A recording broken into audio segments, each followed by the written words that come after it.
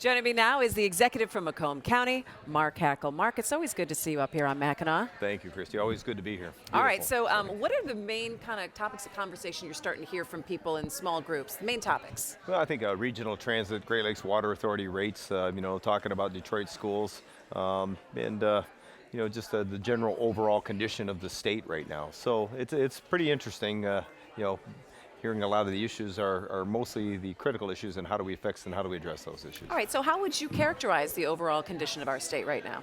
Well, you know what, from my perspective, Right. the biggest concern I'm having is infrastructure. And infrastructure dealing both above ground, meaning talking about our roads and our bridges, as well as the underground, talking about, the sewers and our water systems.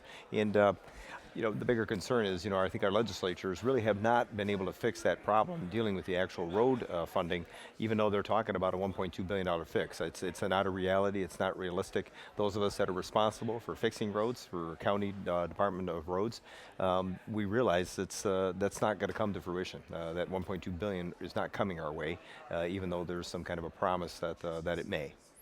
This got to be disappointing for you then, knowing that it's going to be a very long time before any kind of funding comes back around or any kind of push to get more funding comes back around. The most disappointing part about that is it's the number one issue on the people's agenda. Every time I go around a county, and whether it's Macomb County or even the region, people are saying, what are we going to do about these roads? I mean, they're complaining about a particular road, conditions of them, and they don't know the difference between a local DPW, a county road department, or MDOT. They just want these roads fixed, and those that are responsible are getting the brunt of it because we're so far behind already in fixing roads and bridges that the money that they're talking about giving us is woefully inadequate and insufficient, and the money they're talking about giving us isn't going to get there. So it's extremely frustrating because you wonder, okay, are we really listening to the voters? Are we voting on issues? Are we bringing about things that give us an opportunity to highlight what we've done and accomplished so that we can get reelected? Or are we really just going to focus on and fix the problems we currently have and be serious about that?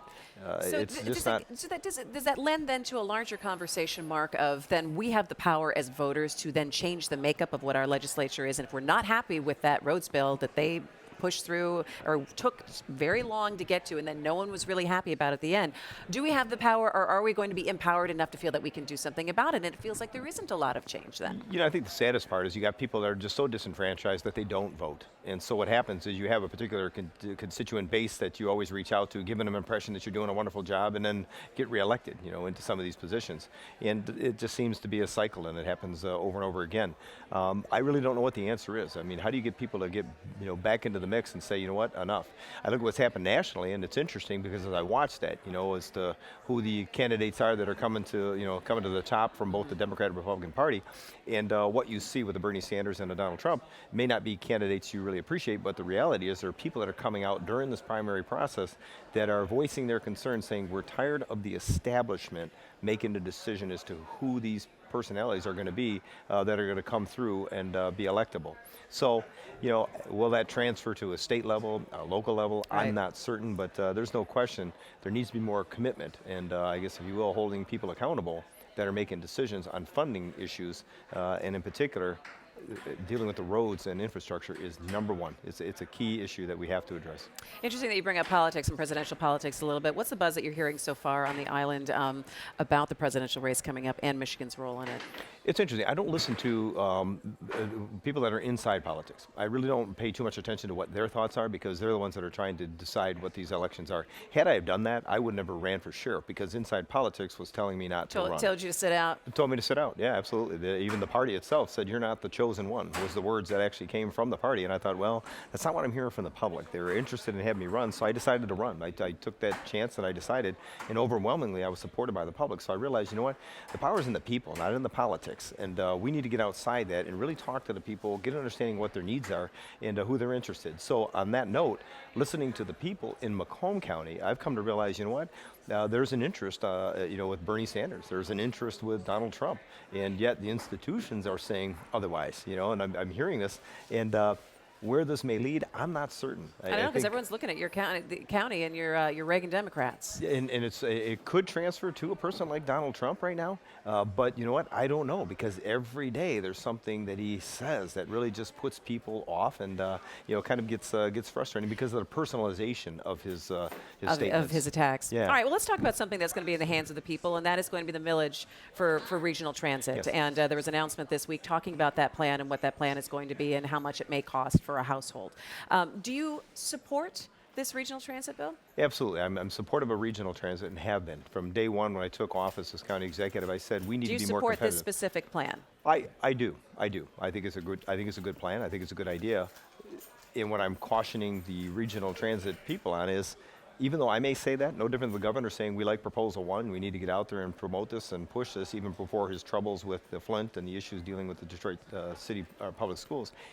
He was the guy out front leading it, saying we need to vote this, need to support it, but the public went, I don't trust where the money's going to go. I know we need to fix for the roads. Here, there's two issues they got. One is the distrust from the public, saying, what are you going to do with our tax dollars? Where is this really going to go? And the other one is, do we really need it? In the Proposal 1, people realized we really need the fix, but they didn't trust where the money was going to go. And they still didn't vote for it. Now they're up against two issues. One is the issue of people saying we need it. As I mentioned earlier, people coming to me saying we need to fix our roads, infrastructure, that is a priority. I've not had many people in Macomb County come to me and say we need a better regional transit plan than what we have with SMART. I get it. SMART isn't the be-all, end-all for the entire region for mass transit. Especially when you have communities that can opt out of it. So you think the most difficult thing is going to be convincing people who may not use this transit that for the greater good, you need a viable system that is up and running. Absolutely. And I say that meaning that Mark Hackel can't convince them. It's going to have to be regional transit, the authority, and the messaging, getting people to realize the importance of this plan to them in their daily lives because it's a regional asset. And that's going to have to be a heavy lift in a very short period of time to convince those voters in Macomb County, as I hear and listen to their comments and concerns about this.